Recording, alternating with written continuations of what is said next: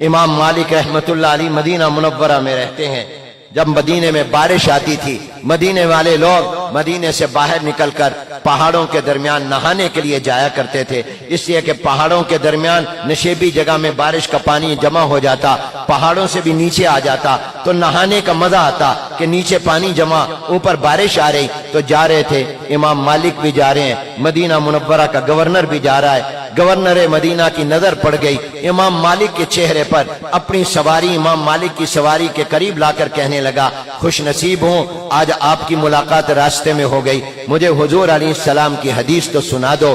امام مالک کو غصہ آ گیا، شرم نہیں آتی تمہارے دل میں میرے نبی کی حدیث کی کوئی عظمت نہیں ہے، کوئی قیمت نہیں ہے؟ عظمت ہوتی تو تم مسجد نبوی میں آتے، میں حضور کے روضہ پاک کے پاس بیٹھ کر روزانہ حضور کی حدیث پڑھاتا ہوں، حضور کی حدیثوں کا درس دیتا ہوں۔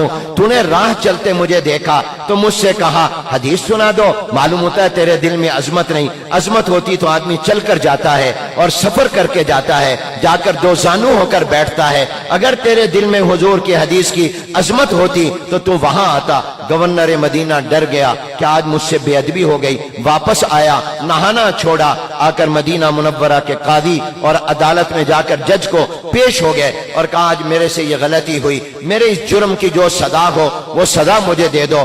قاضی مدینہ نے کہا، مدینہ منورہ کی عدالت کے جج نے کہا تمہاری کمر پر 40 کوڑے مارے جائیں گے، تمہارے دل میں حضور کی حدیث کی عظمت نہیں ہے۔ گورنر مدینہ نے اپنی کمر پیش کر دی، 40 کوڑے لگ گئے۔ آبادی تھوڑی سی تھی، بات پھیل گئی کہ آج مدینے کے گورنر کو 40 کوڑے لگیں گے۔ امام مالک مسجد نبوی میں حدیث کا درس اگلے دن دینے کے لیے بیٹھے، وہ گورنر مدینہ آیا، دوبارہ آ کر دو زانو ہو کر بیٹھ کر کہنے لگا امام مالک مجھے حضور کی حدیث سنا دیجئے۔ امام مالک نے کہا بیٹھو میں تمہیں حدیث سناتا ہوں۔ حضور کا ایک فرمان سنایا، دوسرا سنایا، تیسرا سنایا، چوتھا سنایا، میرے نبی نے یہ فرمایا، میرے نبی نے یہ فرمایا، میرے نبی نے یہ کیا۔ 40 حدیثیں سنائی اور اس کے بعد امام مالک رحمتullah علیہ نے 40 حدیثیں جب سنا دی تو وہ کہنے لگا گورنر مدینہ حضرت ایک سوال کا جواب تو دے دیں، کل میں نے ایک کا کہا تھا آپ ناراض ہو گئے، آج میں نے ایک کا کہا آپ نے 40 سنا دی، وجہ کیا ہے؟ آج میں نے ایک کا کہا آپ نے 40 سنا دی، کل میں نے ایک کا کہا آپ ناراض ہو گئے۔ فرمایا کل تو نے راہ چلتے مجھے کہا تھا، آج تو میرے پیغمبر کی حدیث کے لیے اپنی کمر پر 40 کوڑے کھا کر آیا ہے، مجھے پتا چلا تو یہ 40 کوڑے لگے ہیں، میرا دل چاہا ہر ایک کوڑے کے بدلے میں تمہیں حضور کی ایک حدیث سنا دوں۔ تو گورنر مدینہ کہتا ہے کاش مجھے پتا ہوتا کہ ہر حدیث کے بدلے، ہر کوڑے کے بدلے میں حضور علیہ السلام کی ایک حدیث سننے کو ملے گی تو میں 40 سے زیادہ کوڑے کھا کر آتا۔ یہ عظمت تھی۔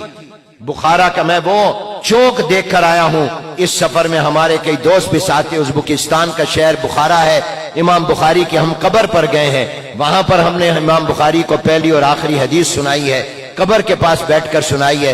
امام بخاری رحمۃ اللہ علیہ بخارا شہر کے جس چوک پر حضور علیہ السلام کی حدیثیں بیان کیا کرتے تھے، ایک مرتبہ لوگوں نے گنا کہ کتنے لوگ ہوں گے تو 80,000 کا مجمع تھا جو امام بخاری سے حضور کی حدیث سننے آیا تھا۔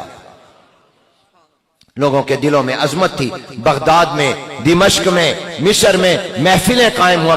آج تمہارے ہاں گانوں کی محفلیں لگتی ہیں، ڈانس کی محفلیں لگتی ہیں، رقص و سرود کی محفلیں قائم ہوتی ہیں۔ وہ زمانہ تھا جب قرآن کے تلاوت کی محفلیں لگتی تھیں، حدیث کی محفلیں چوکوں میں لگا کرتی تھیں۔